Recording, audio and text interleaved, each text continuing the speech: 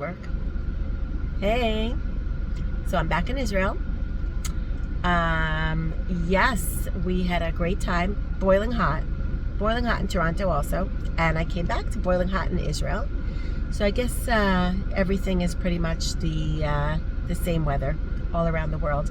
Although I spoke to my son in Netanya today, and he said that it's like 31 degrees centigrade, whereas we in Yerushalayim are up to 38 degrees centigrade. It's insane. Which is like 105 degrees Fahrenheit.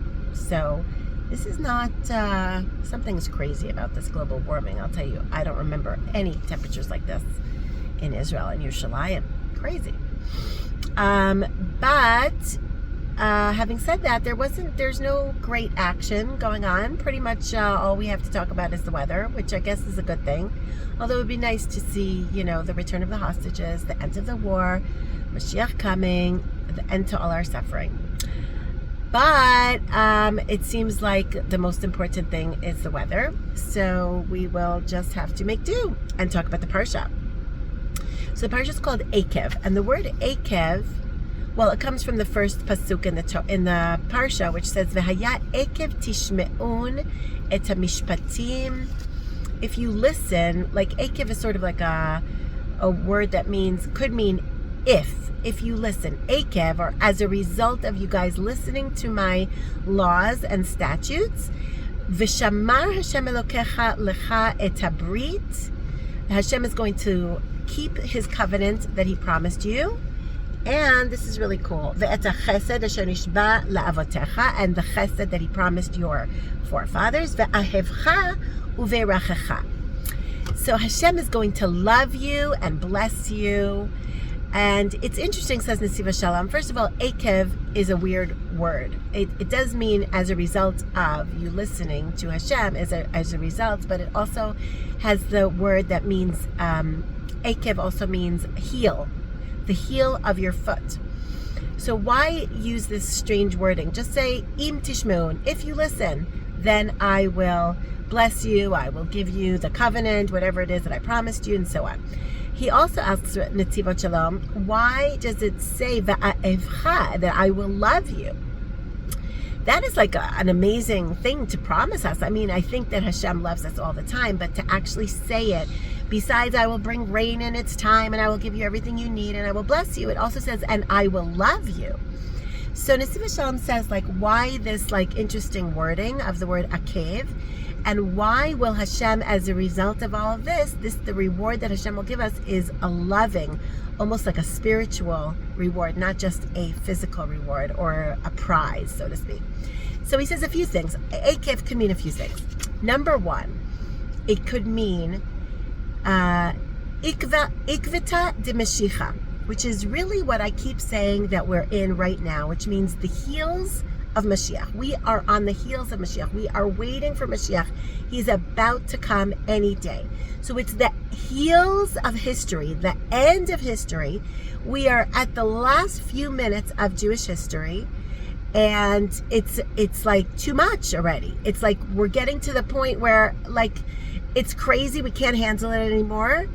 And says Netivot Shalom, at that point in history, the heels of history, the heels of Mashiach, when we are at our wit's end already, then if you listen to Hashem in those days, it's so hard at that point to listen to Hashem. It's so challenging.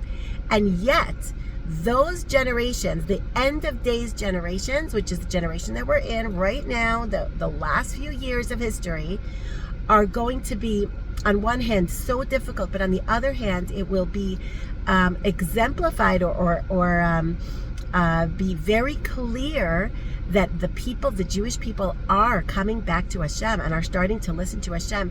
And at least if they're not keeping certain things, they're keeping emunah, which means that slowly but surely, people will start realizing that Hashem is there, and not only is Hashem there, but Hashem has a relationship with us, and people will start coming back to Hashem.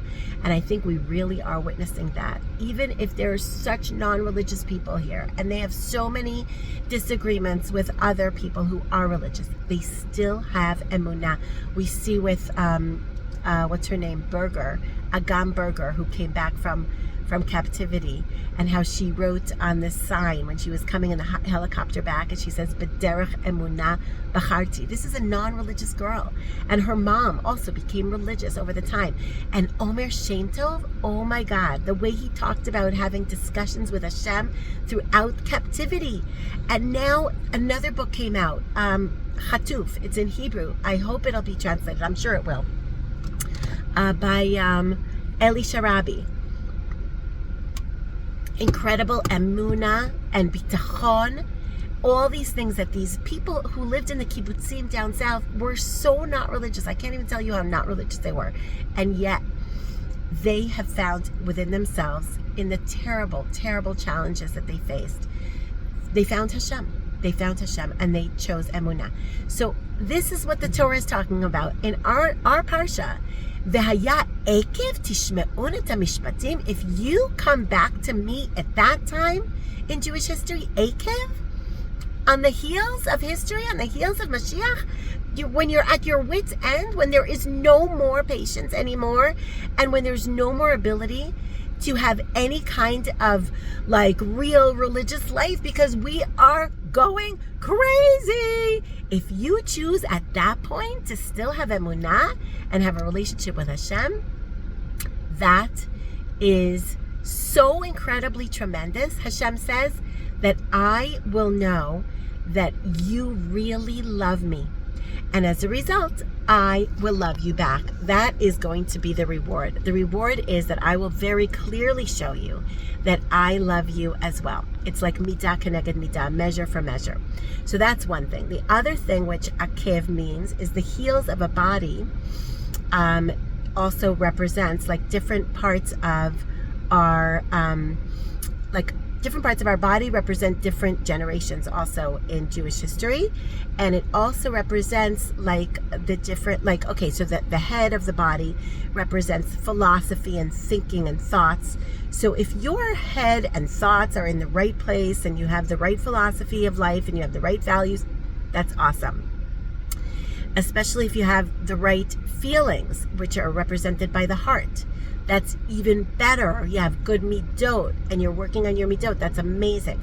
But he's saying, even if you also can work on your heels, which represent action, which represent feet and hands and what you actually, where you go and what you do and how you walk and how you behave, you know, like your bottom, the bottom parts of yourself, you know, and how you interact with human beings, with your hands and with your feet and with your, where do you go and where do you choose to what do you choose to do? And if you keep the mishpatim, which is my laws and statutes, that is showing that you're bringing holiness even to the lowest part of us, even to our deepest desires, to our actions, which normally are not so holy. They're not considered holy. If we eat and if we sleep and if we interact with people and if we just go about our business in a way that is holy and in a way that is mindful, and we bring God and godliness into our daily lives, that is so precious to Hashem, because that means that you love Hashem. Because, you know, if we say to ourselves, you know what, I could spend the time, you know, surfing on the internet or watching Netflix or what else do people do? Read secular novels or, you know, all kinds of distractions, play computer games, play phone games, you know, games on your phone. So you could do that. There's nothing actually wrong with that. It's not like a sin, right? But if you had somebody that you love that was coming to visit, would you choose to spend the time to spend that visit with them? Just, you know, reading your novels and surfing the internet and going on Instagram, and even if it's just recipes or if it's just nothing too terrible, or you're watching like a series on Netflix that's not, you know, no major sexual content or nothing terrible about it, no profanity, but it's just like you wouldn't do that because you wouldn't be looking for distractions if you have somebody that you love in your house. So says Hashem, V'haya Ekev tishme'un, if you take your actions and you show me that in the lowest parts of yourself, that it also stands for Ekev, the word heel, also stands for Kadesh Atzmecha Bamutar. I'm bringing holiness into the permitted areas of my life. So normally, again, like I said, you can watch Netflix and you can read secular novels and you can play computer games. But if you choose not to, if you choose, you know what? I have somebody that I love here, which means I have Hashem with me all the time. And I'm bringing more mindfulness into my life. And I am sanctifying that part of me, which is permitted. It's not forbidden, but it's permitted, but it's just not holy. If I choose to sanctify that part of myself and I choose to cut down on the surfing and the watching Netflix and the going on Instagram, just like, scrolling and scrolling and scrolling, I choose to not do that, or to do it less, and to bring mindfulness and holiness into that area of my life. Kadesh atzmecha b'mutar Ekev. That means that I truly love Hashem, because it's like I have a visitor here that I want to spend time with. So if I choose to spend my time with Hashem, doing meaningful things, whatever it is, doing mitzvot in the action part of myself, in the way that I eat, in the way that I behave, in the way that I interact, if I choose to bring more mindfulness, more holiness into those permitted areas of my life, then Hashem says, wow, they love me. She loves me so much. I'm going to show her and him and anybody else that I love them as well. So that's why the reward for that is so great, and Hashem is so happy with us. V'haya, it says Ekev tishmeu, and v'haya, when it says vayahi, and it will be, that is more, vayahi is more of a word that like, it's not a word of happiness. It's a word of sadness. Like vayahi b'mei Achashverosh. Do you remember the beginning of the Megillah? In the days of Achashverosh, it was a sad time. So it says vayahi. But if it talks about a good, happy time, that Hashem is happy with us, it says v'haya. And in this week's parsha, v'haya Ekev tishmeu, and Hashem is happy with us when we choose to listen to Him, even in our mundane daily activities, and even at the end of time in this generation, when we have lost it. We have completely lost it, and we still choose to have emunah and to have a relationship with Hashem, and have a way, figure out how to become more godly and more holy and more good.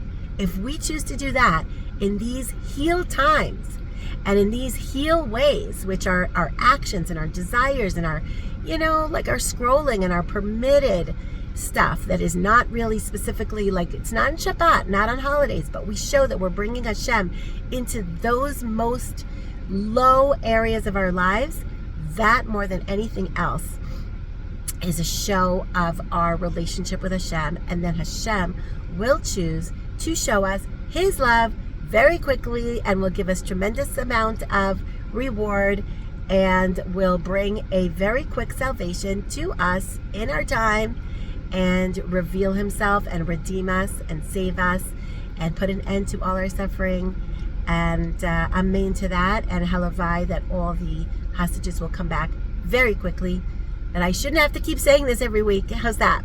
Have a good Shabbos.